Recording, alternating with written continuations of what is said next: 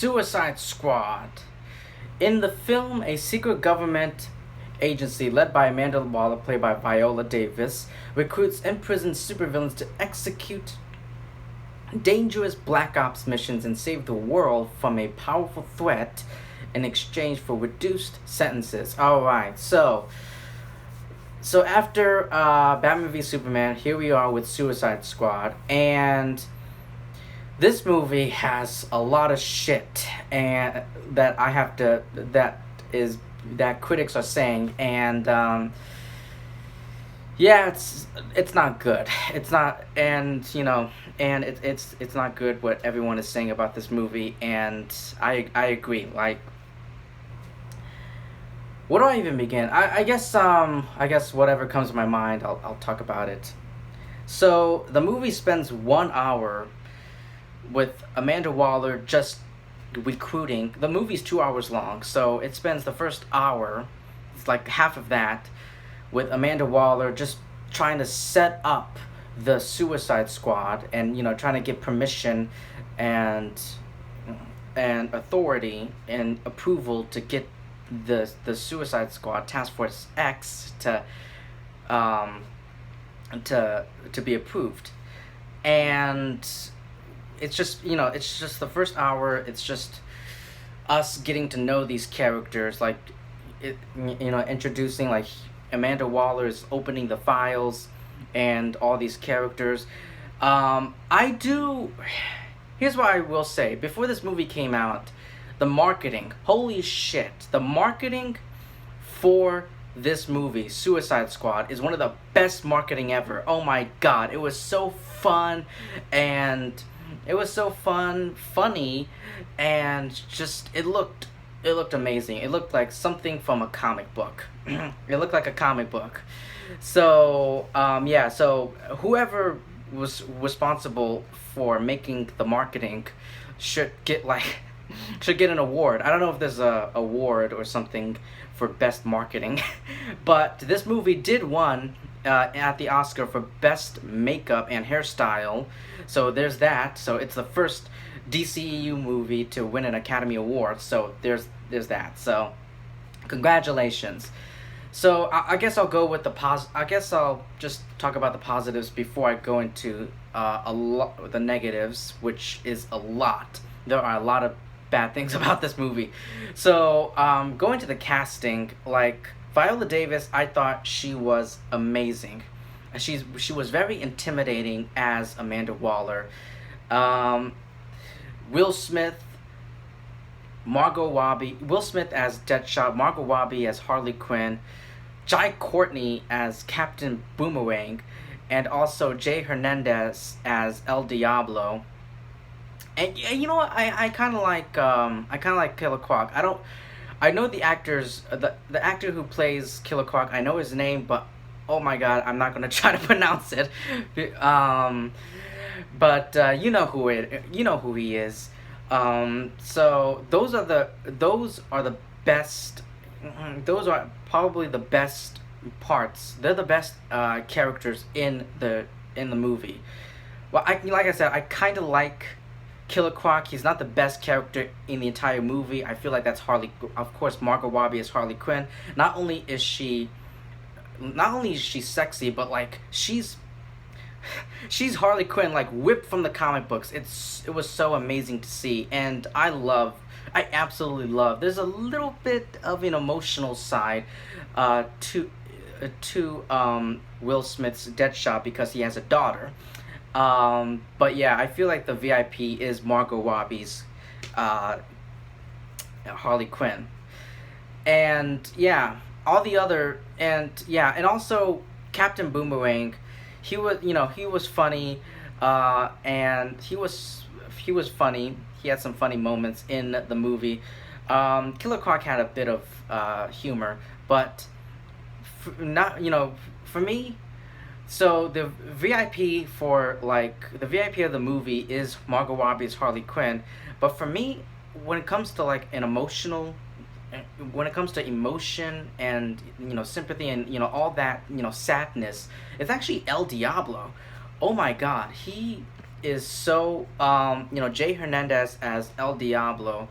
Um, he um, he just he just doesn't he doesn't want to participate in any of the action, the fight scene. He just wants to chill and relax because of what happened to his past, and his powers are the way he displays his powers is so beautiful. It's so beautiful and so it's beautiful, but a little bit dangerous because you know. But anyway, yeah, that's it. All the other character, if there's all the other characters that I didn't mention, I didn't like them at all. Jai Courtney was amazing as not Jai Courtney. I'm getting the names mixed up. Joel Kinnaman. I'm getting my letter J's mixed up. Joel Kinnaman. Joel Kinnaman as Rick Flag. He's just there to he's just there to give exposition. That's Katana. He can cut. That's Katana. Her sword can trap the souls of her victims. She's talking to her dead husband. Her husband's trapped in there. I'm like, yeah, thanks. Yeah, thanks for the exposition. So yeah, he's just there to deliver exposition. Karen Fukuhara, who would later on voice Glimmer she won the Princess of Power, but she also voices Kamiko. She plays Kamiko on The Boys on Amazon. So it's nice to see her after. It's nice just to see her career expanding and improving after this film, because Katana, she's just there to be a bodyguard and to protect Rick Flag from the other villain, from the rest of the Suicide Squad. And oh my god, the villain of the film, Enchantress, was shit. She was a shit villain. The only thing I liked about Enchantress was when Cara Delevingne, when she transformed into the Enchantress for the first time, the hand, it flipped over and it was the Enchantress. That was cool. That was a cool visual, a little effect there.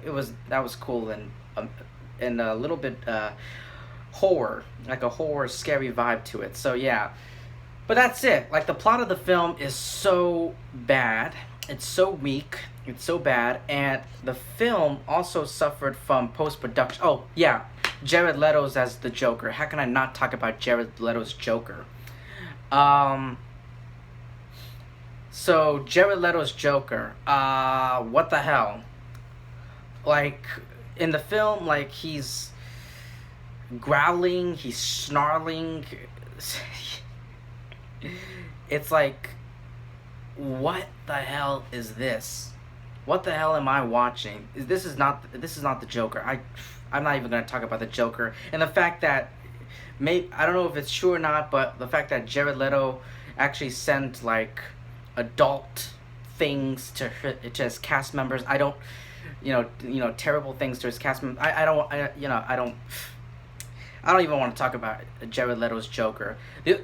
The one thing I loved about Jared Leto's Joker was when he was on the helicopter and he was just shooting. He was shooting everywhere and just laughing. That was a Joker moment. Everything else, and also the fact, the helicopter went down. So how the hell was he still alive at the very end of the movie? The last shot, at the last scene, he broke Harley out of prison. How are you still alive? You're not superhuman. You're just it's just, I don't understand. But yeah, the soundtrack of the film I loved. There are actually three things I love about this film.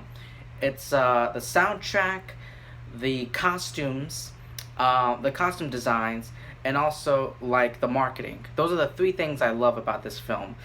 But yeah, everything else. And apparently a lot of things, the film had a troubled post-production, and the following are some notable edits that were made. The first 40 minutes, so I'm gonna get through all of them. The first 40 minutes of the film were cut with sections of it potentially being used for the flashbacks in the film. The third act was changed with the Joker originally having an influence within it, with the majority of Leto's scenes being omitted from the theatrical cut, which upset Leto.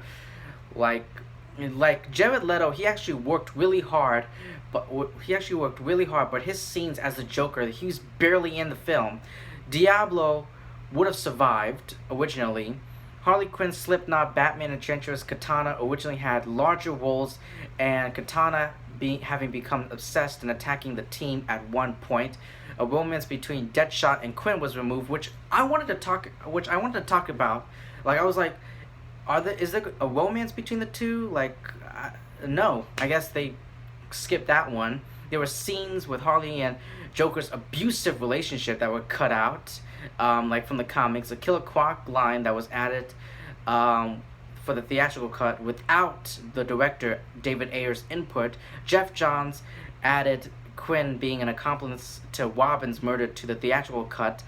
Parts of the original score were replaced with pop songs for the theatrical cut, and the final cut was taken away from Ayer instead handed to a trailer production company. So yeah, there's a lot of shit that went through behind this film, and as a result, it failed. It failed so bad. Oh my god. And also, this film also like sexualized the female characters. Like, I guess, why? I'm not a woman. I'm not a woman, but I kind of feel, I'm kind of offended. Like, Harley Quinn is barely, those are not pants, like, she's wearing, like, the shortest shorts, and Katana's has her outfit is showing her midriff, and Enchantress is, wearing, like, a metal bikini. So, yeah, like, I don't know what they were thinking. And I kind of feel offended, even though I'm not a woman. I kind of feel offended. This is the world we live in, where women are nothing more than sex objects and sex toys that we men just love to oogle, it's so bad. So, yeah, this movie, what we finally got was absolute shit. There were some couple, like I said, there were some couple things I love about this film, which were like the actors, the actors and their performances. But everything else, like, holy shit, like so much shit was going on and happening, both in the film and like behind the, like during production and all that.